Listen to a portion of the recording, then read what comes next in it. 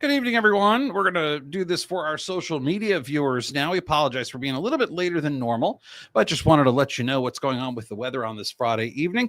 By the way, for additional updates on our weather, you can always go to WLBT.com, the free First Alert weather app, and I'll be along on WLBT News at 10 in just a little while with the very latest updates. Hope you all are having a good Friday evening so far. We're giving you the very latest weather information as to what's going on. I'm looking down at my phone real quick. I apologize. I'm not trying to be rude, but I am trying to give you an update on what's going on here with this weather. So just give me a second here, and I'll be pushing this out to a couple different places so other folks can watch it as well.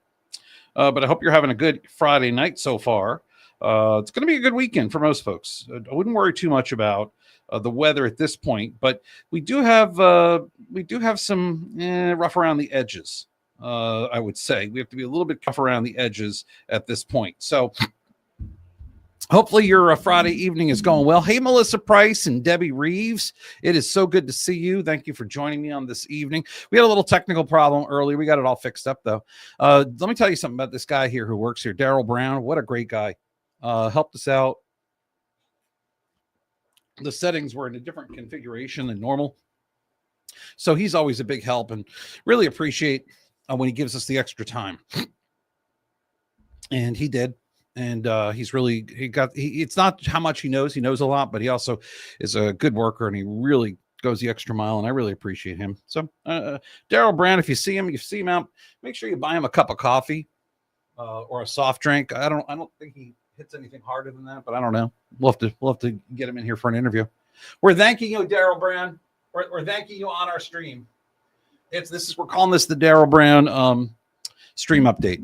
So anyway, let's talk weather, shall we? Hey, Francis King Thompson, good to see you. Bobby Curtis Shehorn joins us. Appreciate that. Appreciate you coming along for the ride. Ready to talk about some weather? Are you ready for some weather? Here we go. Let's talk about it. The good news is there's not much going on this evening. Whew. Yeah. The rest of tonight, don't worry about the weather either. Look at that radar. It's quiet. This is live. First alert Doppler. Nearest rain to us is in Alabama, and it's moving away from us right now.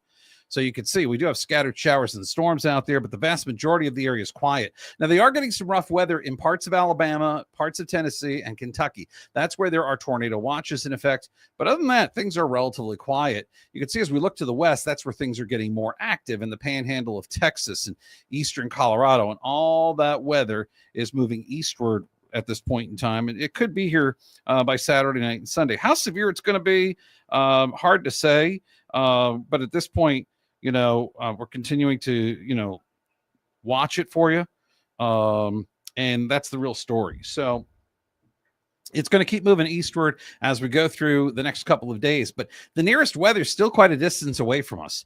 So I'm not too worried about the weather tonight. I'm not too worried about the weather during the day tomorrow. I think anything we see tomorrow would be a pop-up shower here or there. You can see most of the area looks pretty quiet as we look to the north and west of us. But it's when we get into Saturday late night, it gets a little trickier. And this is really going to be midnight and into Sunday morning. That's where we have a higher chance for getting some showers and storms. But you could see there's only a slight risk for our area. Now, there's a bigger risk to the north. Let's talk about that in a second. But there's a bigger risk up to the north.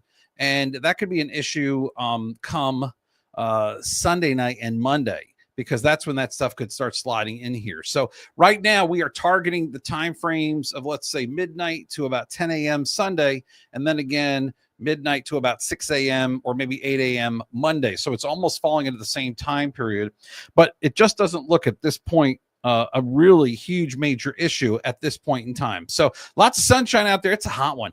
It is just so warm today, isn't it? 89 is the current temperature in Jackson and Macomb, 88 Vicksburg and Natchez. So we've got a warm evening, a warm Friday evening underway, and the potential for storms is looming out there. So the temperature today reached 92 degrees. That's 14 days now. We've been 90 degrees or higher. As far as your feels like forecast is concerned, 103 is where we're going tomorrow. It was 101 today in Jackson. It felt like 105 in Vicksburg. So that's some pretty intense weather out there. And there is a pattern change coming. As I mentioned, just stray showers Saturday, but Saturday night and Sunday, rounds of rain and storms are becoming more and more likely. Again, quiet weather around here. Alabama, it's busy. Same in Tennessee and West Texas. That's where all the weather's coming from. So we'll be watching that very closely over the coming days and hours. You see the severe weather risks there on your screen.